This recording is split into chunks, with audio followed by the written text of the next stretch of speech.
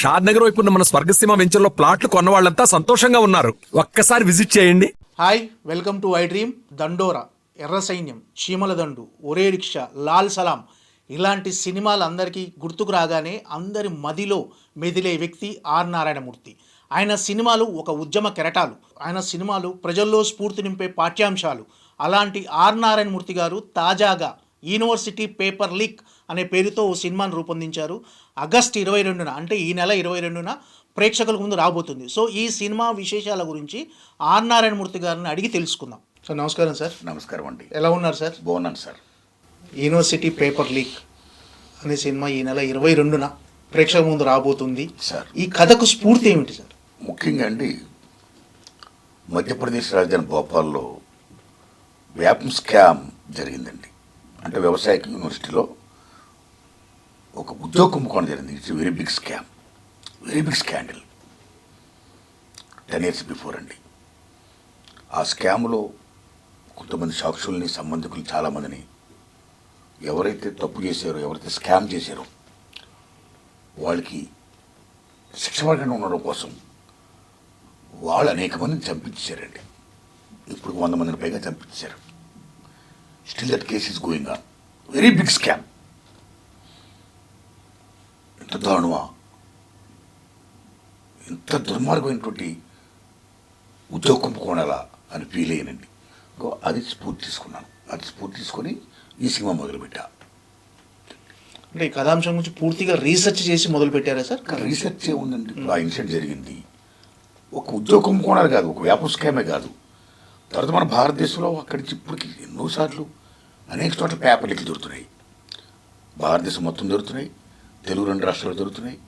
అది ఓ రకంగా చెప్పండి, కాలేజీ డేస్లో, ఎడ్యుకేషన్ డేస్లో జరుగుతున్నాయి పరీక్షాపత్రాలు లీక్ అవ్వడం అనేది. అలాగే ఏ public service commission group 1, group 2 notification తయారు చేస్తే అక్కడ మీకు పేపర్ లీక్లు జరుగుతున్నాయి. ఈ రకమైన పేపర్ లీక్ జరగడం అనేది ఆటోమేటిక్గా ఈవేళ చాలా కామన్ అయిపోయింది. ఈవేళ మన భారతదేశంలో చాలా తప్పు. రీసెంట్గా మీకు నీట్, ఎంబీబీఎస్ పీహెచ్డీ విషయంలో కూడా మీకు పేపర్ లీక్లు జరిగాయి. It's happened in Gujarat, Orissa, UP, Bihar, Delhi, ఎక్కడ పడితే అక్కడ జరిగిపోతున్నాయి భారతదేశంలో. If it is going on like this, then what is the purpose of education? ఈ పేపర్ లీక్లు ఉండకూడదు. దాన్ని ఒక కళాకారుడుగా ఖండించాలి అని నేను ఈ సినిమా తీశాను సార్, యూనివర్సిటీ పేపర్ లీక్ అని. పేపర్ లీక్లు ఎందుకు జరుగుతున్నాయి సార్? విద్య సేవా రంగం, అలాంటిది కాస్త ఇవాళ వ్యాపార రంగం అయిపోయింది. రాజీవ్ గాంధీ గారు ప్రైమ్ మినిస్టర్ ఆఫ్ ఇండియా ఉన్న టైంలోనే నూతన విద్యా విధానం ఆయన ప్రకటించాడండి. అంటే ముఖ్యంగా ప్రైవేట్ సెక్టార్, కార్పొరేట్ సెక్టార్ బాగా ఎంటర్ అయిపోయింది. ప్రైవేట్ కంటే దశ బాగా పెరిగిపోయింది ఈ సరళీకరణ ఈ దశలతో పాటు. గవర్నమెంట్ సెక్టారు విద్యారంగం బాగా తగ్గుతుంది, ఇది బాగా పెరిగిపోతుందండి. ఈ పెరిగిపోతున్న దశలో పూర్తి శాతం బాగా పెరిగిపోయింది. కొద్దిమంది ప్రైవేట్ కళాశాల నడిపేవాళ్ళు with their passion, their dedication, intention, their motto వాళ్ళు మంచి చేస్తున్నారు, కాదంటదండి. కానీ కొద్దిమంది మాత్రం నియర్లీ వ్యాపారం తయారు, నియర్లీ వ్యాపారం.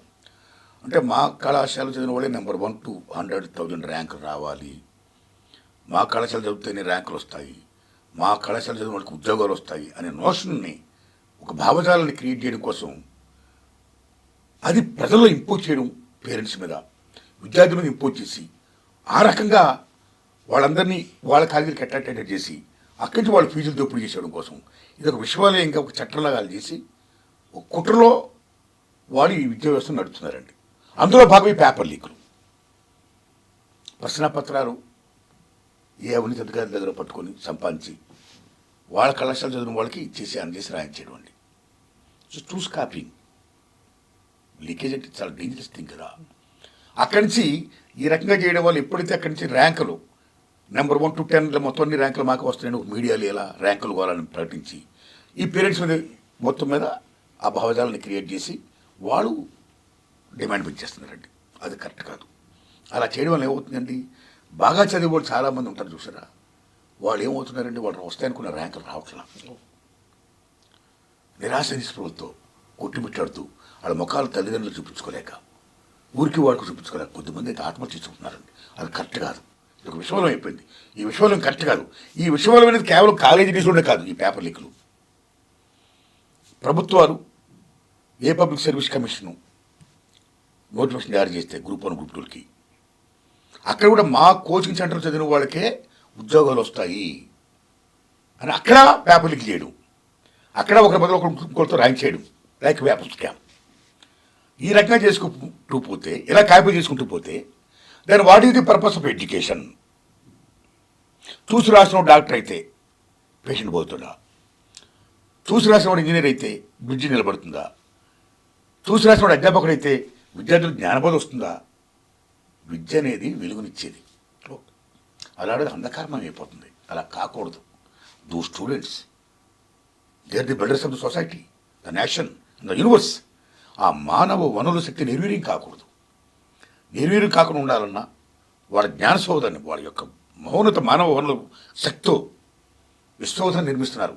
అలా నిర్మించాలంటే విద్య అనేది కాపీయింగ్ ఉండకూడదు. అది వెలగాలి, వెలిగించి పంచాలి. ఎందుకంటే copying is the most dangerous thing than atom bomb. రెండవ ప్రపంచ యుద్ధంలో అమెరికా నాగసాకి హీరోషిమా చేసినటువంటి ఆటం బాంబుల కంటే, హైడ్రోజన్ బాంబుల కంటే, టోర్నాడోల కంటే, సునాముల కంటే most dangerous thing is copying.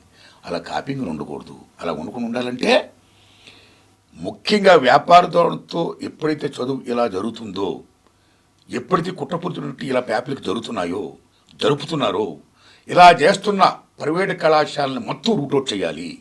రూట్అవుట్ చేయడమే కాదు, ఈ ప్రైవేట్ కార్పొరేట్ కళాశాల కబంధ హస్తాల నుంచి విద్యని విముక్తం చేయాలి. విముక్తం చేయడమే కాదు, మొత్తం విద్యని ప్రభుత్వం జాతీయం చేయాలి, ప్రభుత్వ విద్యారంగాన్ని బలోపేతం చేయాలి అని బలంగా చెప్పిన సినిమా నా యూనివర్సిటీ పేపర్ లీక్ అండి. అంటే ఇలాంటి కథాంశాన్ని ఎంచుకోవడానికి రీజన్ ఏంటి సార్? సార్ చూసి నేను గత 40 ఏళ్ళుగా సినిమాలు తీస్తూ వస్తున్నా. మీలాంటి జర్నలిస్ట్ మిత్రులు మీ యూట్యూబ్ ఛానల్తో ఎక్కడ ఏ సంఘటన జరిగినా మీరు దాన్ని షూట్ చేస్తారు, తెలియపరుస్తారు.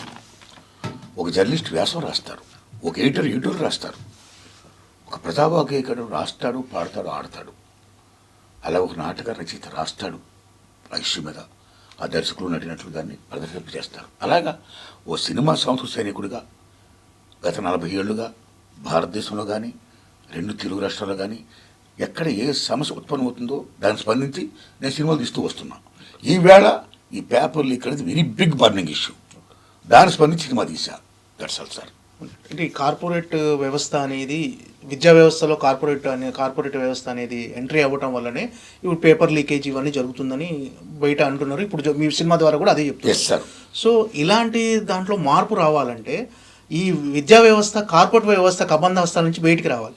ఇప్పుడున్న రోజుల్లో అది సాధ్యమంటారా సార్? సాధ్యం కావాలి. ఎందుకంటే సార్ ఇవాళ ప్రపంచం మొత్తం పోటీమయమైపోయింది. అవకాశాలు తక్కువైపోయి పాపులేషన్ చదువుకునే విద్యార్థుల సంఖ్య బాగా ఎక్కువైపోయింది. ఈ దశలో తల్లిదండ్రులు ఎవరైతే ఉన్నారో వాళ్ళ బిడ్డల భవిష్యత్తు కోసం చాలా ఎక్కువ ఆలోచిస్తున్నారండి. ఎందుకంటే వాళ్ళు ఎప్పుడు కన్న తల్లిదండ్రులు కాబట్టి. పూర్వం రోజుల్లో తల్లిదండ్రులు తమ బిడ్డలకి ఆస్తిపాస్తులు, భూమో, పుట్రో, నవో, నటో ఇచ్చేవారండి. ఇవాళ దేనికి ఓన్లీ ఎడ్యుకేషన్ అండి. పల్లెటూళ్ళలో అనేక మంది రైతులు చూడండి, మీరు భూములు అమ్మేసి లేకపోతే కౌలుకి ఇచ్చేసి సిటీస్ రావడం, ఇక్కడ మకాం పెట్టడం, బిడ్డలు చదివించడం. అనేక మంది అంటే పిల్లల ఎడ్యుకేషన్ కోసం వాళ్ళు సర్వస్వాన్ని త్యాగం చేస్తున్నారు. వాళ్ళ కష్టాన్ని, సుఖాన్ని, సమస్తాన్ని దారిపోస్తున్నారు.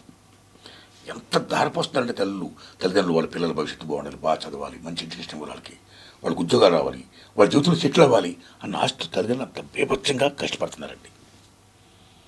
కొద్దిమంది తల్లిదండ్రులు అయితే ప్రైవేట్ కళాశాల చదివితే చదువు కాదు, అక్కడ చదివించాలి ఎంత ఫీజులైనా సరే అని అప్పు సప్పులు చేస్తున్నారండి. అలా చదివిస్తున్నారు. కొద్దిమంది తల్లిదండ్రులు ఇంకా పేదవాళ్ళైతే చివరి కిడ్నీలు అమ్ము కూడా బిడ్డలు చదివిస్తున్నారండి. సో ఇది కండిషన్ ఇవాళ భారతదేశంలో పేరెంట్స్. సో ఇలాంటి దశలో, ఇలా చదువుతున్న దశలో ఈ కార్పొరేట్ సెక్టర్ ప్రైవేట్ కళాశాలలు ఏమైతే ఉన్నాయో దీన్ని ఆసరాగా తీసుకొని వాళ్ళు బేపచ్చంగా ఫీజులు పెంచేయడం, విద్యార్థులు చదువుతున్న విద్యార్థుల మీద ఒత్తిడి పెంచేయడం, అన్నిటిని మించి ర్యాంకులు వస్తున్న వాళ్ళు ఎవరైతే ఉన్నారో, ర్యాంకులు ఫస్ట్ ర్యాంకులు ఉన్న ఒకే క్లాసులో వాళ్ళని పక్కన పెట్టి, ర్యాంకులు రావడం ఇంకొక పక్కన పెట్టి, ఇంకో సెక్షన్ పెట్టి అక్కడ విద్యార్థుల్ని విభజించడం, కొంతమంది విద్యార్థులు న్యూనతాభావాలను గురైపోయి చాలామంది ఫీల్ అవ్వడం, ఈ రకంగా ఈ చదువుల మీద ఒత్తిడి వల్ల కొంతమంది ఫీల్ అవుతున్నారు, ఈ రకంగా న్యూనతాభావానికి గురైపోయి ఫీల్ అవుతున్నారు, కొంతమంది ఆత్మహత్య చేసుకోవడం అనేది చాలా దారుణంగా జరుగుతుందండి. ఇలా జరగకూడదు. అందుకే సుప్రీంకోర్టు గొప్పగా తీర్పు చెప్పిందండి రీసెంట్గా. Hats off to supreme court. 15 అంశాలను కూడా జారీ చేసింది. ఈ 15 అంశాలని దేశంలో అన్ని కళాశాలలకి, కోచింగ్ సెంటర్లకి పంపింది. విద్యార్థుల భవిష్యత్తు చాలా ఇంపార్టెంటు, విద్యార్థుల సమాజానికి చాలా అవసరం, విద్యార్థులను జాతి కాపాడుకోవాలి, అటువంటి విద్యార్థులు ఆత్మహత్య చేసుకోకూడదు. అందుకని మీరు సైకాట్రిస్టులను పంపించండి, వాళ్ళు కౌన్సిలింగ్ ఇవ్వండి. అన్నింటిని మించి ఈ 15 అంశాలను కూడా మీరు అమలు చేయండి, వాళ్ళ మీద ఒత్తిడి పెంచకండి అని ఎంత గొప్పగా చెప్పింది సుప్రీంకోర్టు. చెప్పడమే కాదు, ఈ 15 అంశాలతో పాటు సుప్రీంకోర్టు గొప్పగా ఏం చెప్పిందంటే, ఎవరైనా వ్యక్తిగత కారణాలతో ఆత్మహత్య చేసుకోవచ్చు, కానీ దాని మూలం ఉంటుంది. అందుకే ఫ్రెంచ్ తత్వవేత్త ప్రముఖ రచయిత ఆల్బర్ట్ కాము చెప్తాడు, ఏ మనిషిని ఆత్మహత్య చేసుకుంటే దానికి కారణం ఎవరు, దాని రూట్ ఎవరు, ఆ రూట్ని తీసేయాలంటాడు ఆ మహానుభావుడు. అది సుప్రీంకోర్టు చెప్పింది. ఆ రూట్ ఏంటి? ఈవేళ ఈ ఒత్తిడి, ఈ వ్యాపారం, ఈ కుట్రలు, కుతంత్రాలు, ఈ విద్య అనేది ఈ మాఫియా చేతిలో పడిపోయి ఈ రకంగా చేయడం వల్ల, ఇంపోజ్ చేయడం వల్ల ఒత్తిడి మీరిపోయి బీభక్తి జరుగుతుంది. అది జరగకూడదు. అలా జరగకుండా ఉండాలంటే వైద్యని మనం జాతీయం చేయాలి, ప్రభుత్వం నడపాలి. బికాజ్ సంక్షేమ రాజ్యం కాబట్టి. ప్రపంచంలోనే పెట్టుబడిదారు వ్యవస్థ కంట్రీస్ కూడా, అమెరికా లాంటి కంట్రీస్ కూడా వైద్యని యూరోప్ కంట్రీస్ చాలా దేశాలు ఫ్రీగా ఇస్తాయి ప్రజలకి. అయ్యే బేర్ చేస్తాయండి. అది మీరు బేర్ చేయండి. బేర్ చేస్తే ఈ కష్టాలు ఉండవు, అందరికి ఈక్వల్ అవకాశాలు వస్తాయి, సెక్షన్స్ ఉండవు. ఈ సెక్షన్స్ ఇవాళ ఏమైపోయాయి, మీకు బాగా డబ్బున్న వాళ్ళందరూ చదువుకునే అన్ని ప్రైవేట్ కళాశాలలు అయిపోతూ, గ్రామీణ ప్రాంతాల నుంచి బడుగు బలహీన వర్గాలు, పేదలు, మధ్యతరగతి వాళ్ళు, ఇటువంటి వాళ్ళందరూ గవర్నమెంట్ కాలేజీలో చదువుతున్నారు అనే నోషన్ వచ్చేస్తుంది. అంటే విభజించబడిపోయింది ఇవాళ రెండు రకాలుగా. అలా కాకూడదు. సో రాజ్యాంగం ప్రకారం అంబేద్కర్ మహానుభావుడు ఏమంటాడండి, విద్య ద్వారా సామాజిక న్యాయం వస్తున్నట్టాడిన. సో విద్యని అందరికీ ఈక్వల్గా ఇవ్వాలంటాడిన, ఉద్యోగాలను అందరికీ కూడా కల్పించాలంటాడిన. సో రాజ్యాంగ హక్కుల ప్రకారం ఈ వైద్య అందరికీ సమానంగా చెందాలంటే, సమాన అవకాశాలు రావాలంటే మొత్తం ప్రభుత్వమే విద్యారంగం నడపాలి. సుప్రీంకోర్టు కూడా అలాగా ప్రభుత్వం బాధ్యత తీసుకోవాలి. ఇది సంక్షేమ రాజ్యం అని చెప్పడం, నేను ఫీల్ అవ్వడం, నాతో పాటు మీలో కూడా ఫీల్ అవ్వడం, అందరి సంక్షేమ దృష్ట్యా అలా ఫీల్ అయిందే నేను చెప్పిన సినిమా ఇది, యూనివర్సిటీ పేపర్ లీక్ అండి. అంటే నేటి విద్యా వ్యవస్థను చూస్తే ప్రభుత్వ పాఠశాలలు కానీ, ప్రభుత్వ కాలేజీలు కానీ, ఆ కాలేజీల్లో వాళ్ళ కొడుకుల్ని కానీ, వాళ్ళ బిడ్డల్ని జాయిన్ చేయడానికి అందరూ సంకోచిస్తున్నారు. అవునండి. అంటే ప్రభుత్వ పాఠశాలలో కానీ, ప్రభుత్వ కళాశాలలో కానీ ఫ్యాకల్టీ అనేది పెంచితే డెఫినెట్గా అందరూ ఈ కళాశాలలో జాయిన్ చేయడానికి అందరూ ఇంట్రెస్ట్ చూపుతారు సార్. అలాంటి ఏదైనా డిస్కస్ చేస్తున్నారు ప్రభుత్వ పాఠశాలలో? మంచి మాట చెప్తారు, మంచి ప్రశ్న సార్, వెరీ గుడ్. ఎందుకు ఈవేళ ప్రజలు మ్యాక్సిమం ప్రైవేట్ సెక్టర్ మొగ్గు చూపుతున్నారు? బికాస్ వాళ్ళ బిడ్డలకి గొప్ప ఎడ్యుకేషన్ వస్తుంది ఆశతో. ఎందుకు ప్రభుత్వ పాఠశాలకి అంత ఇంపార్టెన్స్ ఇవ్వట్లేదంటే, బికాజ్ మీరు అన్న పాయింట్ చాలా ఇంపార్టెంట్. అందుకే ప్రభుత్వ పాఠశాలలో విద్య బలోపేతం కావాలంటే డాక్టర్ కొఠారి గారు చెప్పినట్టు 30% నిధుల్ని ప్రభుత్వ విద్యారంగానికి కేటాయించాలి. ఆ విషయం నేను సినిమాలో చెప్పానండి. నిధులు కేటాయించడం కదా, ఇప్పుడు టేక్ ఫీజు రియంబర్స్మెంట్ విషయంలో అనేక మంది విద్యార్థులు ప్రైవేట్ కళాశాల చదువుతున్నారు, రైట్? వాళ్ళకి ఫీజు రియంబర్స్మెంట్ ద్వారా గవర్నమెంట్ డబ్బులు పే చేస్తుంది. ఒక్కొక్క దశలో గవర్నమెంట్ డబ్బులు పే చేయడంలో కొంచెం లేట్ అయిందనుకోండి, వాళ్ళు ఏం చేస్తున్నారు, ఎగ్జామ్స్ టైంలో ఆర్టిక్స్ కూడా ఇట్లా రాయించట్లా. అప్పుడు చాలా దారుణంగా విద్యార్థులు మానసిక ఒత్తిడికి గురవుతున్నారండి. వాళ్ళు ఏం పాపం చేశారండి? సో అది రాకూడదు. అందుకని గవర్నమెంట్ ప్రైవేట్ సెక్టార్కి ఫీజు రియంబర్స్మెంట్ పేరున ఇలాగ నిధులు ఇచ్చే బదులు మొత్తం అసలు ప్రైవేట్ సెక్టార్కి ఇవ్వకుండా గవర్నమెంట్ ఆ నిధులు మొత్తం ఇచ్చేసుకొని వీళ్ళు చదువు చెప్తే చాలా బాగుంటుంది కదా. మేజర్ పాయింట్ అండి. ఎందుకంటే ప్రైవేట్ కళాశాలలు ఏమైతే ఉన్నాయో అవి దుర్మార్గం ఇన్ టైంలో ఆర్టికల్ ఇవ్వకపోవడం అనేది కరెక్ట్ కాదు. ప్రభుత్వం కూడా చర్యలు తీసుకోవాలి.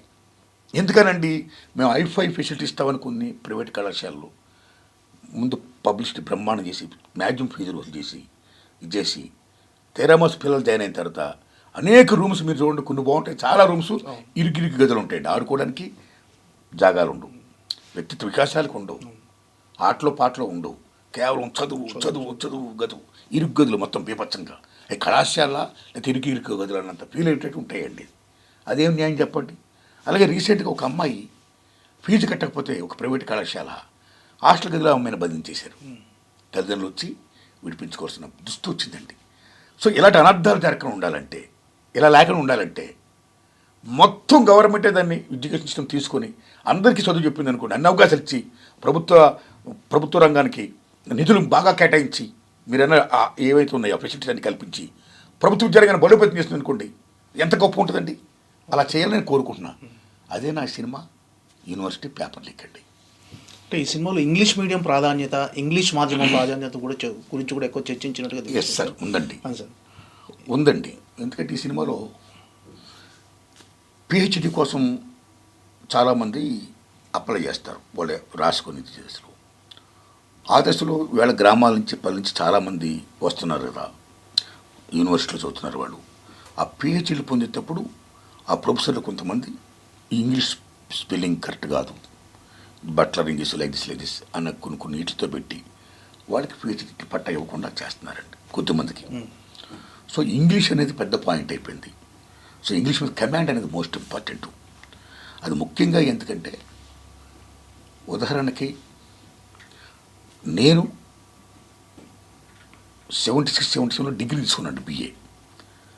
నేను సామాన్య రైతు బిడ్డని, పల్లెటూరు మాది. చిన్నప్పటి నుంచి మాకు ఇంగ్లీష్ మీద పట్టు లేదు, అవకాశాలు లేవు, నైపుణ్యం లేదు. హై స్కూల్కి వెళ్ళిన తర్వాత ఇంగ్లీష్ చదవడం అంటే భయం, టచ్ లేకపోవడం, సడన్గా చదవడం అనేది కష్టమైపోయేది, ఎక్కడ ఫెయిల్ అయిపోతున్న భయం. అలాంటి దశలో అప్పుడు సీఎం ఉమ్మడి ఆంధ్రప్రదేశ్ అండి కాసు బ్రహ్మానందరెడ్డి గారు, ఉమ్మడి ఆంధ్రప్రదేశ్కి సీఎం కాసు బ్రహ్మానందరెడ్డి గారు, ఆయన తెలుగు మీడియం పెట్టారు. తెలుగు మీడియం పెట్టారు కదా, మేము సంఖ్యలు ఎగరేసాం. అబ్బా తెలుగు మీడియం పెట్టారు కూడా హ్యాపీ, ఇంగ్లీష్ భయం అవసరం లేక బ్రహ్మాండ రాసేసి పాస్ అయిపోవచ్చని. అలాగే మేము చదువుతూ చేస్తున్నామండి. మేము డిగ్రీ పూర్తి చేసాం తెలుగు మీడియంలో, బిఏలు, బీకామ్లు, బిఎస్సీలు లైక్ దిస్. మా ఫ్రెండ్స్ అందరూ అలా పాస్ అయ్యారు, నేను పాస్ అయిన బిఏ. ఇంకా ఎంఏలు, ఎంకామ్లు, ఎంఎస్సీలు లైక్ దిస్ ఇంకా ఫ్రెండ్స్ పాస్ అయ్యారు. ఆ తర్వాత ఈ డిగ్రీలు పోస్ట్ గ్రాడ్యుయేషన్ చేసిన తర్వాత ఎక్కడికి వెళ్తారు? ఉద్యోగాలకు వెళ్తారు. ఉద్యోగాలకు వెళ్ళినప్పుడు ఆ ప్రశ్నపత్రాలు ఇంటర్నేషనల్ లింక్ లాంగ్వేజ్ ఇంగ్లీష్లో ఉండడం వల్ల ఈ ఇంగ్లీష్ మీద పట్టు లేని వాళ్ళకి, ఏ తెలుగు మీడియం దొరికిన వాళ్ళందరికీ కూడా కష్టమైపోయే ప్రశ్నపత్రాలు పూరించడం. చాలామంది ఫెయిల్ అయ్యారండి. ఫెయిల్ అయ్యే చివరికి వాళ్ళు ఏమైపోయారండి? గుమస్తాలు, అటెండర్లు, ప్యూన్లు. ఈ దేశ సార్వభౌమాధికారాన్ని కాపాడే జవాన్సు, ఇంటర్నల్ సోవరెంటీ కాపాడే పోలీసులు అయ్యారండి. అలా ఇంగ్లీష్ మీద పట్టుండి ఆ ప్రావీణ్యత ఉంది ఎవరైతే బాగా ఆ ఇంటర్నేషనల్ లింక్ లాంగ్వేజ్ ఇంగ్లీష్లో ప్రశ్నపత్రం ఉండడం వల్ల అవి పూరించారో వాళ్ళందరూ గొప్పగా ఉద్యోగాలు సంపాదించారండి. They became IAS, IPS, engineers, that's what are everything. So because of this English medium, Telugu medium అనే రెండు పెట్టడం వల్ల ఇంగ్లీష్ మీడియం చేసిన వాళ్ళందరూ, ఇంగ్లీష్ మీద పట్టున్న వాళ్ళందరూ బ్రహ్మాండంగా డెవలప్ అయ్యారు, చాలా టాప్లోకి వచ్చారండి. తెలుగు మీడియం చదివిన వాళ్ళందరూ చాలా చిన్న చిన్న ఉద్యోగాలతో వాడు ఉన్నారండి. అంటే ఓ రకంగా విద్య ద్వారా సామాజిక న్యాయం వస్తుందని అంబేద్కర్ మహానుభావుడు చెప్పింది. బికాజ్ ఆఫ్ దీస్ లాంగ్వేజెస్ వల్ల సామాజిక న్యాయం జరగట్లేదు కదా, అంతరాలు ఇంకా బాగా పెరిగిపోయింది. అలాగ అంతరాలు పెరిగిపోకుండా ఉండాలంటే ఇంగ్లీష్ మీడియము మాతృభాష మన తెలుగుతో పాటు, మన భాష, అమ్మ భాష, మన తల్లి భాషతో పాటు ఇంగ్లీష్ మీడియం కూడా ప్రాథమిక దశ నుండి విద్యను బోధించాలి, ప్రాథమిక దశ నుండి ఇంగ్లీష్ను బోధించాలి అని చెప్పాను సార్ సినిమాలో. ఎందుకంటే ఇలా ప్రపంచం బికాజ్ ఆఫ్ మెకనైజేషన్, గ్లోబలైజేషన్ కుగ్రామం అయిపోయింది. ఈ కుగ్రామం అయిపోయింది. అసలు ఇంటర్నేషనల్ లింక్ లాంగ్వేజ్ ఇంగ్లీష్ లేకపోతే ఏమవుతుందంటే, విదేశాల నుంచి వచ్చేవాళ్ళు ఇక్కడ పరిశ్రమలు పెట్టారనుకోండి, ఇది చేశారనుకోండి, వాళ్ళకి ఏదైనా హోటల్లో వాళ్ళు దిగినప్పుడు వాళ్ళ భోజనం కావాలని సర్వర్ ఉద్యోగం కూడా వాళ్ళ ఇంగ్లీషు వచ్చి ఉండాలండి, లేకపోతే కష్టమైపోతుంది ఇవాళ. అందుకే అమ్మ మన మాతృభాష అయితే నడిపించే నాన్న భాష ఇంగ్లీష్, మనుగడ భాష ఇంగ్లీష్ ఇవాళ. బికాజ్ ఎందుకనండి, రవేస్తమించిన బ్రిటిష్ సామ్రాజ్యం ఉన్నాం, బ్రిటిష్ రూల్ చేయబట్టి ప్రపంచంలో చాలా భూభాగాన్ని అతను రూల్ చేశాడు. అప్పుడు ఇంగ్లీష్ని వాళ్ళు అలవాటు చేశారు. మీకు అర్థమైందా? దానివల్ల ఇంగ్లీష్ నేర్చుకోవాలి. ఇది మోస్ట్ ఇంపార్టెంట్ అండి మనుగడ కోసం. మన మాతృభాష ఎంత ఇంపార్టెంటో మనుగడ కోసం ఇంగ్లీష్ కూడా అంత ఇంపార్టెంట్ నేర్చుకోవాలి అని చెప్పాయి సినిమాలో. అందుకే అంబేద్కర్ మహానుభావుడు తెలుసు మీకైనా, ఆయన కొలంబియా, ఆక్స్ఫర్డ్, జర్మనీ అనేక యూనివర్సిటీలో ఆయన చదివాడు, దేశాలు తిరిగాడు, అన్నీ చేసిన తర్వాత ఆయన ఓ మాట అంటాడు. ఆయనకి ఇంగ్లీష్ మీద ఎంత పొట్టు అంటే దానికి ప్రాధాన్యత తెలుసుకొని అంత పొట్టు సంపాదించాడు ఆయన. ప్రపంచ 10 మంది మహామేధంలో కూడా అయ్యాడైనా. ఆ మహానుభావుడు ఎవడంటే ఏమంటాడంటే, పులి పాలు తాగితే ఎంత బలమో ఇంగ్లీష్ నేర్చుకుంటే ఎంత బలం అంటాడు ఆయన. అంటే the importance of English is such అంటాడు ఆయన. అలాగే మహాత్మా జ్యోతిరావు పూలే తెలుసు మీకు, మహానుభావుడు, గొప్ప సంఘ సంస్కర్త, బడుగు బలహీన వర్గాల ఆశాజ్యోతి. ఆయన భార్య సావిత్రిబాయి పూలే. మహాత్మా గాంధీ కంటే ముందు మహాత్మా జ్యోతిరావు పూలే.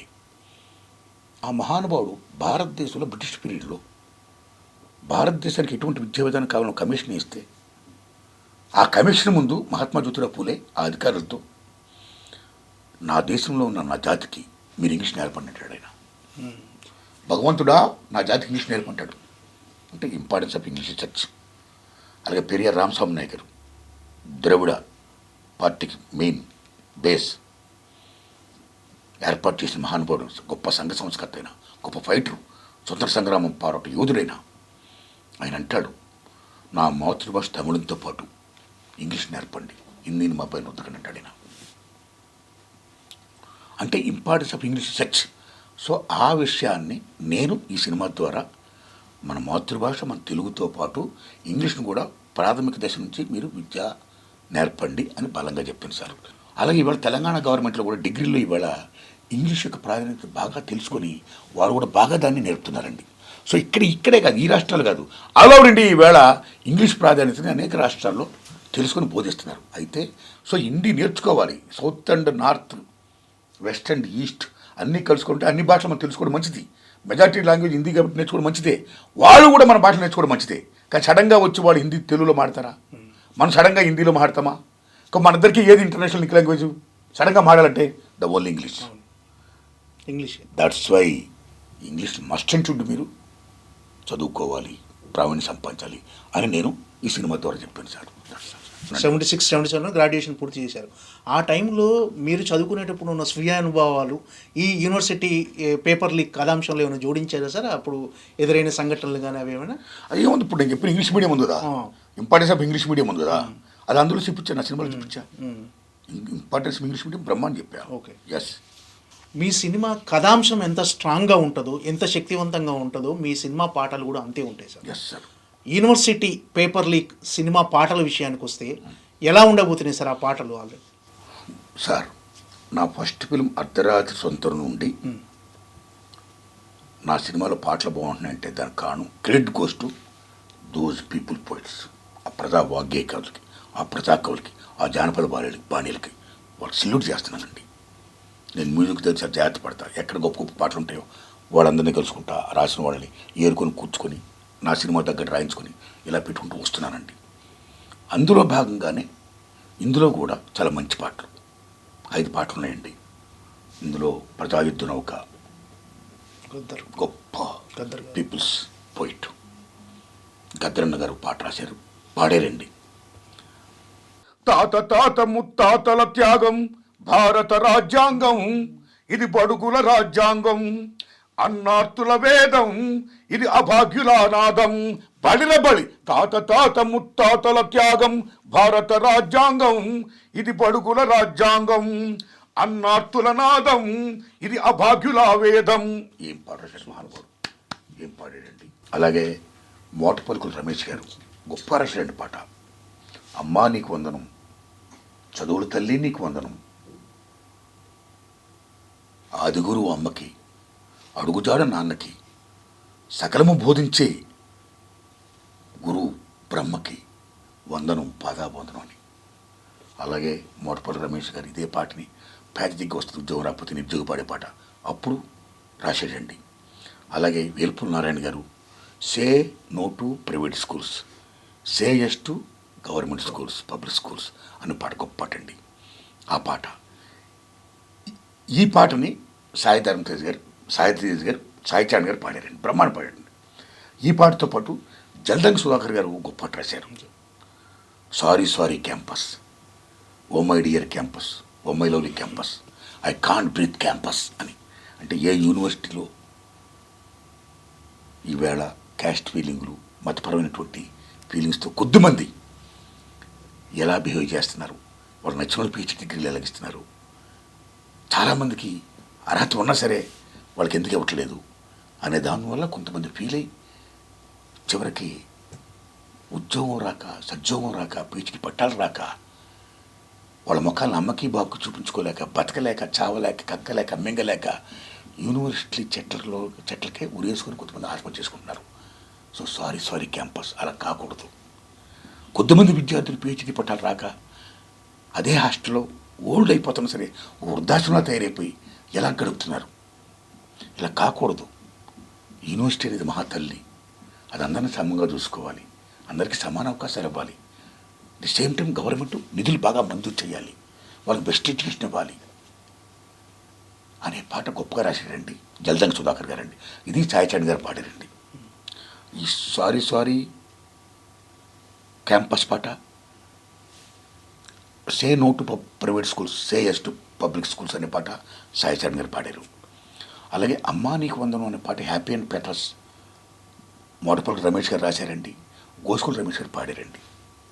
ఇలాగా ఈ సినిమాలో పాటలు ఉన్నాయి సార్, మంచి పాటలు అండి సార్. ఈ పాటలు అంటే నారాయణమూర్తి గారి సినిమాల్లో పాటలు ఒక పాటలా కాకుండా ఒక చైతన్యాన్ని నింపే మూటలా, ఒక స్ఫూర్తిని నింపే విధంగా ఉంటాయి సార్. ఆ పాటలు మీరు ఆ కవుల దగ్గర నుంచి తీసుకోవటంలో మీరు చూపించే శ్రద్ధ ఎలా ఉంటుంది సార్? మీరు నా అవసరం అండి. ఇప్పుడు నాకు మ్యూజిక్ అంటే బాగా ఇష్టం. ఇప్పుడు సినిమా ఉందండి, ఏ సినిమా అన్నా సరే సక్సెస్ అవ్వాలంటే కథనం, డైరెక్షన్ మోస్ట్ ఇంపార్టెంట్. రిమైనింగ్ అందరు 24 క్రాఫ్ట్స్ వాళ్ళకి నిపుణులకి ప్రావీణ్యత పెట్టడం చాలా ఇంపార్టెంట్ అండి. సినిమాకి మ్యూజిక్ బాగుందనుకోండి, బ్రహ్మాండం కరెంట్ అవుద్ది, ఆడియన్స్ బ్రహ్మాండంగా వస్తారు, రిపీట్ ఆడియన్స్ వస్తారండి. సో దట్టు సైకలాజికల్ కొద్దిమందికి మ్యూజిక్ మీద ఇంట్రెస్ట్ ఉంటుంది. కె విశ్వనాథ్ గారు ఆయన సినిమాలో మ్యూజిక్ బ్రహ్మాండం ఉంటుంది. అలా చాలామంది సినిమాలు చాలా మ్యూజిక్ చాలా బాగుంటుంది. రాఘవేంద్ర గారి సినిమాలో మ్యూజిక్ బాగుంటుంది, మా గురుదాసనాథ్ గారి సినిమాలో బాగుంటుంది. ఇలా లైక్ దిస్ ఎందరో మహానుభావులు వాళ్ళ సినిమాల్లో బ్రహ్మాండమైన మ్యూజిక్ తీసుకుంటారండి. ఇప్పుడు శేఖర్ కొమ్మల్ గారు ఒకరా ఇద్దరు, అనేక మంది according to the taste. Rajamouli గారు లైక్ దిస్ చూసుకోండి, మ్యూజిక్ బాగుంటుంది. అలాగే నేను కూడా మ్యూజిక్ పరంగా నేను జాగ్రత్త పడతాను. దట్టు నేను తీసే అన్ని ఉద్యమ నేపథ్యంతో కూడుకున్న సినిమాలు కాబట్టి క్రెడిట్ గోస్ట్ ఉద్యమకారులు. ఫస్ట్ క్రెడిట్ గోస్ట్ ఉద్యమకారులు. వాళ్ళ జీవితాన్ని త్యాగం చేసి ఉద్యమాలు చేసి ప్రజల కోసం పనిచేస్తూ ఎవరైతే పోవడం చేస్తున్నారో వాళ్ళకి క్రెడిట్ ఇవ్వాలి ముందు. సో వాళ్ళు చేస్తున్న ఉద్యమాలే నేపథ్యాలు నారాయణ సినిమా తీస్తున్నాడు. అలాగే ఈ ప్రజాకౌరు ఎవరైతే ఉన్నారో వాళ్ళు కూడా ఉద్యమాలు చేస్తూ వాళ్ళు కూడా పాటలు రాసి పాడారు. కాబట్టి నా సినిమాలకి ఆ పాటలు లింక్ పోతాయి కాబట్టి వాళ్ళని విజ్ఞప్తి చేసుకోవడం, నేను తీసుకోవడం, రాయించుకొని పాడించుకోవడం జరుగుతుందండి. కాబట్టి అక్కడ ఆ పాటలకి గొప్పతనం, ఆ జానపద బాణీల గొప్పతనం, ఆ పాడిన సింగర్స్ గొప్పతనం, ఓ గద్దరన్న, ఓ వంగపూడి ప్రసాదరావు గారా, ఎందరో మహానుభావులు కదా. ఉదాహరణకి సినిమా ఫీల్డ్కి వస్తే మా లాంటి సినిమాలకి maximum top singer and music director ఉందమ్మ శ్రీనివాస్. ఏం పాడతాడు, ఏం మ్యూజిక్ చేస్తాడు, ఏం పాడతాడు ఉందమ్మ శ్రీనివాస్. Salute him. అలాగే ఎస్పి బాలసుబ్రహ్మణ్యం గారు పాడారు, నాకు మహానుభావుడైన గాత్రం ఇచ్చాడు నా సినిమాలకి నాటలకు. అలాగే జేస్దాస్ గారు పాడారు, వరంగల్ శంకర్ గారు పాడారు, ఎంతమంది మహానుభావులు పాడారండి. ఇప్పుడు సాయిచంద్ర బ్రహ్మాండంగా పాడారు నాకు. ఒకరో ఇద్దరా? సో ఇలాంటి మహానుభావులు ఎందరో పాడారు, వాళ్ళందరికీ సెల్యూట్ చేస్తున్నా. సుశీలమ్మ గారు పాడారు, జానకమ్మ గారు పాడారు, చిత్ర గారు పాడారు నా సినిమాల్లో. నేను చాలా అదృష్టవంతుడు సార్, మహానుభావులతో కలిసి పనిచేశాను సార్. అవకాశం నా దేవుడు ఇచ్చాడు సార్. కాబట్టి ఇప్పుడు ఈ సినిమాలో కూడా మంచి పాటలు సార్. కాబట్టి ఏమాత్రం సినిమా బాగున్నా జనం ఆదరిస్తే నాకు చాలా హెల్ప్ అవుతుంది సార్. యువతను ఆకట్టుకునే అంశాలు ఈ సినిమాలో ఏమున్నాయి సార్? యువతలో స్ఫూర్తి నింపే అంశాలు కానీ ఈ సినిమాలో ఆకట్టుకోవడం అనేది, యూనివర్సిటీ అంటేనే విద్యార్థుల సినిమా కదా. That is their film, that is their film. ఆకట్టుకునే అంశాలు ఏమన్నాయి, ఎలా బాగా చదువుకోవాలి, ఏం చేసుకోవాలి, చదువుకున్న తర్వాత ఎలాగా ఉద్యోగాలు సంపాదించడం మెయిన్ పాయింట్. ఈ మెయిన్ పాయింట్ చదువుకున్న రోజుల్లోనే పేపర్ లీక్లు అయిపోతుంటే, ఉద్యోగ దశలోనే పేపర్ లీక్లు అయిపోతుంటే యువత ఎంత నిరాశ నిస్పృహకు గురవుతారు. అలా కాకూడదని చెప్తున్నా మీకు. ఓకే, ఉద్యోగం ఇవాళ చాలా జాబ్ క్యాలెండర్ ఇది మోస్ట్ ఇంపార్టెంట్. ఇవాళ నిరుద్యోగ సమస్య భారతదేశం పట్టి పీడిస్తుంది. ఇవాళ విద్య, వైద్య, విమానయానం, నౌకాయానం, ఎల్ఐసిస్, బీమాస్, railways, each and everything private కంటే చేసుకుంటూ వెళ్ళిపోతుంటే ఉద్యోగాలు ఎక్కడ వస్తాయి? ఏ రాజ్యాంగ హక్కులు ఉన్నాయో ఆ రాజ్యాంగ హక్కులన్నీ కూడా కారణమైపడుతున్నాయి. They losing their reservations. Private sector వెళ్తే మీకు రిజర్వేషన్ ఇస్తారా? ఇవ్వరు కదా. మండల కమిషన్ ఏం చెప్పారండి? కేవలం ప్రభుత్వ సెక్టార్లోనే కాదు, ప్రైవేట్ సెక్టార్లో కూడా రిజర్వేషన్ ఇంప్లిమెంట్ చేయాలన్నారు. ఇంప్లిమెంటేషన్ ఎక్కడున్నాయి ఉద్యోగాలు? ఎక్కడున్నాయి ఉద్యోగాలు? దీనికి తోడు ఓ కృత్రిమ మేధ వేడ, ఓ robots like this they are coming. అక్కడ మళ్ళీ పోటీ వచ్చేస్తుంది. ఓకే, మళ్ళీ ఇది కాకుండా ఇవాళ యూరోప్, అమెరికా ఏదైతే ఉందో చాలామంది బాగా చదువుకొని వెంటనే అమెరికా ఇల్లు ఎక్కడికి వెళ్ళు ఉద్యోగాలు సంపాదించి మొత్తం అమ్మానాన్న చదువు కోసం పెట్టిన డబ్బు అంతా అప్పులు తీర్చేయాలని ఆశతో వాళ్ళు వెళ్తున్నారు ఇవాళ. అలాంటిది ఇవాళ ట్రంప్ గారు వచ్చిన తర్వాత ఆ విధానాలు మొత్తం మార్చేసి విదేశాల నుంచి వస్తున్న విద్యార్థులకి ఉద్యోగాలు ఇవ్వకండి, ఇక్కడ చాలా మాకు ఖర్చు అయిపోతుంది అని ఉన్న ఉద్యోగాలు తీసేసే ప్రయత్నం పెట్టాడు ఆయన గారు. ఎవరండి? ట్రంప్ గారండి. దాని నుంచి ఏం జరుగుతుందండి? ఎప్పుడైతే ప్రపంచం కుగ్రామం అయిపోయిందో, ఒక గ్లోబలైజేషన్ మెకానిజం అయిపోయిన దశలో ఇంటర్నేషనల్గా ఏ పెద్ద పెద్ద కంపెనీలు ఉంటాయో అమెరికా లాంటి దేశాల్లో, యూరోప్ లాంటి దేశాల్లో అక్కడున్న పెద్ద పెద్ద కంపెనీలు అక్కడ స్థానికులకు ఉద్యోగాలు ఇవ్వకుండా వాళ్ళకని ఇస్తే ఎక్కువ శాలరీస్ ఇవ్వాలి, వాళ్ళ టైమ్స్ని యాక్సెప్ట్ చేయాలి రూల్స్ అండ్ రెగ్యులేషన్ ప్రకారం. అలా కాకుండా ముఖ్యంగా ఏషియన్ కంట్రీస్ నుంచి, మన భారతదేశం, చైనా లాంటి కంట్రీస్ నుంచి వస్తున్న యువతకి వాళ్ళు ఉద్యోగాలు ఇవ్వడం, అవి కూడా ట్రంప్ గారికి నచ్చక వెళ్ళిపోమండం. దాని నుంచి ఏం జరుగుతుందంటే అక్కడ ఉన్న స్థానిక నిరుద్యోగులు ఏం చేస్తున్నారు? మా ఉద్యోగాలను మీరు పొందుతారా, మా పొట్ట మీరు కొడతారా అని కొంతమందిని వాళ్ళు కాల్ చేయడం. ఎంత దారుణం జరుగుతుంది. ఇన్ని రకాల బాధలు పడుతున్నారు ఇవాళ నిరుద్యోగులు. కాబట్టి అలా దారుణం జరగకుండా ఇంటర్నేషనల్ న్యాయస్థానం, ఐక్యరాజ్య సమితి చర్యలు తీసుకోవాలి, మన రాయబారి కార్యాలయం మొత్తం చర్యలు తీసుకుని నేను కోరుకుంటున్నాను. సో నిరుద్యోగ వ్యవస్థ ఎంత బలంగా ఉంది. ఈ బలంగా ఉండి ఇంత జరుగుతున్నప్పుడు ఇలా నిరుద్యోగులు మొత్తం అంతే నిరుద్యోగమైపోతే ఇక దేశం ఎక్కడ మీకు బాగుపడుద్ది? ఎందుకంటే యువతని, విద్యార్థుల్ని జాతి గౌరవించాలి, అలా మనం కాపాడుకోవాలి. ఆ మానవ వనరుల శక్తి నిర్వీర్యం కాకుండా మనం ఉపయోగించుకోవాలంటే వాళ్ళకి ఉద్యోగాలు ఇవ్వాలి. ఉద్యోగాలు ఇవ్వాలంటే ప్రభుత్వ పరం కావాలి, రిజర్వేషన్స్ ఇంప్లిమెంట్ చేయాలి అని చెప్పి నడుస్తున్నాం బలంగా. ఒక మనిషికి చదువు ఎంతవరకు ఉపయోగం అనుకుంటున్నారు సార్? చదువు ఏంటండి? చదువు ఎంతవరకు ఎట్టి? మొత్తం ఉపయోగం చదువు. చదువు అంటే జ్ఞానం ఇచ్చేది. చదువు అంటే తెలుసుకోవడం. చదువు అంటే ప్రశ్నించేతత్వం ఇవ్వడం, దానికి ఆన్సర్ రాబట్టుకోవడం. చదువు అంటే ఓ సృజనాత్మకత. చదువు అంటే మొత్తం విశ్వం గురించి తెలుసుకోవడం. చదువు అంటే సమస్తం గురించి తెలుసుకోవడం అండి. సమస్తం గురించి తెలుసుకోవడం, జ్ఞానం పొందడం, వెలుగును పొందడం. చదువు మహాతల్లి. ఎంత సార్, ఇప్పుడు ఆదిగురు అమ్మని ఎందుకంటాం? చిన్నప్పుడు పసికందుకి అగ్గి ముట్టుకుంటే కాలుతాను తెలీదు, అమ్మ చెప్తే తెలుస్తుంది. That's education. ఇది మంచి, ఇది చెడు, ఇలా నడు అని నాన్న చెప్తే తెలుస్తుంది పిల్లలకి. అది నడత నేర్పేది నాన్న, అది చదువుది. తర్వాత కేవలం అమ్మ బోధించేది, నాన్న బోధించేది కాకుండా సమాజంలో ఎలా ఉండాలి, దేశంలో ఎలా ఉండాలి, విశ్వంలో ఎలా ఉండాలి, ప్రపంచం అంటే ఏంటి, సమస్త విశ్వం ఏంటి, జ్ఞానం ఏంటి, సైన్స్ ఏంటి, సమస్తం ఏంటి అని చెప్పేది గురువు. అది చదువు. ఈ చదువు ఉంటే కదా మంచి చెడు తెలిసేది. చదువు ఉంటే కదా మంచిగా ఉండాలని తెలిసేది. చదువు ఉంటే కదా మన సంఘజీవి 10 మందితో పాటు మనం సంఘంలో మంచిగా ఉండాలి, మంచిగా బతకాలి అని తెలిసేది. సో చదువు అనేది లేకపోతే ఒక రకంగా చెప్పే బతుకు శూన్యం అయిపోద్దండి. శూన్యం కాకూడదు. అందుకే ఏ దొంగ అయినా డబ్బుని దొంగతనం చేయొచ్చు, కానీ చదువుని ఎవరు దొంగతనం చేయలేడు అని పెద్దలు చెప్పారు మీకు. The importance of education such. అలాంటి జ్ఞానం గురించి అందరం తెలుసుకోవాలి. ఆ జ్ఞానాన్ని మనం, ఆ వెలుగుని మనం కాపాడుకోవాలి. ఎందుకంటే ఆ వెలుగే మనల్ని కాపాడుతుంది కాబట్టి. సార్, నేటి యువతలో చైతన్యం రావాలంటే మీరు ఏం సూచిస్తారు సార్? సార్, నేను ఒకళ్ళని చైతన్యపరచడంత గొప్పని కాను. ప్రజలు చాలా గొప్పడు, వాళ్ళే మనం చైతన్యపరుస్తారండి.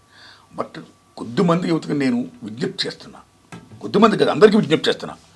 ఓ ప్రియమైన విద్యార్థులారా, ఓ యువకులారా, బికాజ్ మీరు ఈ సమాజాన్ని నిర్మించే శక్తులు. మీరు దయించి గంజాయికి అలవాటు పడవద్దు, డ్రగ్స్కి అలవాటు పడవద్దు. వెస్ట్రన్ కల్చర్లో ఉన్న బ్యాడ్ ఏమవుతుందో దానికి ఆ మోజులో పడిపోయి, అలవాటు పడిపోయి మీ జీవితాలు నిర్వీర్యం చేసుకోవద్దు. అలాగే బెట్టింగ్స్, ఆన్లైన్ బెట్టింగ్స్ ఈవేళ ఎంతోమంది యువత నిర్వీర్యం చేస్తున్నాయి. ఆశపడిపోతున్నారు. చాలా తక్కువ టైంలో ఎక్కువ డబ్బు సంపాదించాలని ఆశ. అది ఆశ కరెక్ట్ కాదు. అదొక దారుణం. ఆ బెట్టింగ్స్ కూడా అలవాటు పడవద్దు. ముఖ్యంగా గంజాకి, డ్రగ్స్కి, బెట్టింగ్కి అలవాటు పడకుండా మీ సమయాన్ని మీ మంచి కోసం, మీ కెరీరిజం కోసం మీ డెవలప్మెంట్ కోసం మీ మీద ఎన్నో కళలు పెట్టుకున్న తల్లిదండ్రులు ఎవరైతే ఉన్నారో వాళ్ళ కళల్ని సాకారం చేయడం కోసం మీ మీద పెట్టుకున్న ఆశల్ని అడియాస లేకుండా ఆశలు నెరవేర్చడం కోసం మీ జీవితంలో హ్యాపీగా ఉండడం కోసం మీరు కృషి చేయండి, ఆ దశగా పయనించండి అని నేను మనస్ఫూర్తిగా విజ్ఞప్తి చేస్తున్నా. మానవ జీవితానికి గమ్యం ఏమిటని మీరు భావిస్తున్నారు సార్? సార్, మానవ జీవితానికి గమ్యం ఉంటే సార్, మహాభారతం ఎంత మహోన్నత గ్రంథం అంటే రాజమానబోడు రాసింది. ఈ భూతలం మీద ఏం జరుగుతుందో అదే మహాభారతంలో ఉన్నది. ఈ భూతలం మీద ఏం జరగదో అది మహాభారతం లేదంటాడు మహానుభావుడు. ఫస్ట్నే వ్యాస మహానుభావుడు. ఆ మహానుభావుడు మహాభారత గ్రంథాన్ని రచించేటప్పుడు ఆయన చెప్పుతుండగా రాసే ఒక గొప్ప పండితుడు కావాలి, శక్తి కావాలి. ఆయన వెతికితే ఎవరు కనపడలా, కనుక ఆయన కనపడ్డాడు. ఆయనే విఘ్నేశ్వరుడు. అప్పుడు విఘ్నేశ్వరుడు నేను కోరతాడు, విఘ్నేశ్వర నేను మహాభారతం చెప్తాను, నువ్వు రాయాలంటాడు ఆయన. అప్పుడు ఆ విఘ్నేశ్వరుడు, ఓ వ్యాధవ్యాస నేను తప్పకుండా రాస్తా, అయితే రాస్తున్నప్పుడు నా గంటం ఆగకూడదు, అలా మీరు చెప్పాలి, అప్పుడు నేను రాస్తానతో రాయను. నేను రాసేటప్పుడు నా గంట ఆగిందో మీరు చెప్పలేనట్టు లెక్క. మీరు ఎప్పుడైతే చెప్పలేంట కదా, చెప్పలేదని లెక్క. మీరు ఎప్పుడైతే చెప్పలేదో నేను రాయనంటాడు ఆయన. ఓకే, ఛాలెంజ్, నేను చెప్తాను నువ్వు రాయంటాడు.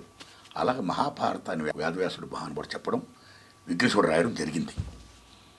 జరిగిన తర్వాత విఘ్నేశ్వరుడు గొప్ప మాట చెప్తాడు, గొప్ప మాట అడుగుతాడు వేదవ్యాసుడిని, మహానుభావ ఇంత మహోన్నత గ్రంథం నా చేత రాయించారో మీరు చెప్పారు, అయితే నా విజ్ఞప్తి ఇది కేవలం ఒక ఉద్దండులకు, పండితులకు, జ్ఞానులకు, సమస్తం ఎవరైతే జ్ఞాననిష్ఠ ఉంటారో వాళ్ళకే తెలియడం కాదు, సామాన్య ప్రజానికాన్ని కూడా తెలియాలి. 3 ముక్కలో చెప్తారు, దీని సారాంశం ఉంటాడు ఆయన. అప్పుడు వేదవ్యాసుడు చెప్తాడు మహాభారత సారాంశాన్ని 3 ముక్కల్లో. ఎవడైతే మంచి చేస్తాడో వాడు పుణ్యం లభిస్తుంది, ఎవడైతే చెడు చేస్తాడో వాడు నరకానికి పోతాడు, పాపం అంటగడుతుంది, ఇక్కడ పుణ్య మార్గంలో పయనించండి అంటాడు ఆయన. ఎంత గొప్ప మాట అండి. అంటే మంచి పనులు చేయని చెప్పడం సింపుల్గా. అందుకే నేను ఒకటే కోరుకుంటున్నా, మనందరినీ, మిమ్మల్ని, నన్ను అందరినీ కూడా భగవంతుడు మనలందరినీ బ్రతికినంతకాలం మనం మంచిగా బతకాలి. చేతనైతే ఇతరులకు మంచి చేయాలి, అంతేగాని హారం చేయొద్దు. Be positive towards people, pro people, జియో ఆర్ జీనోదో. ఇదే నా విజ్ఞప్తి. Thanks allot.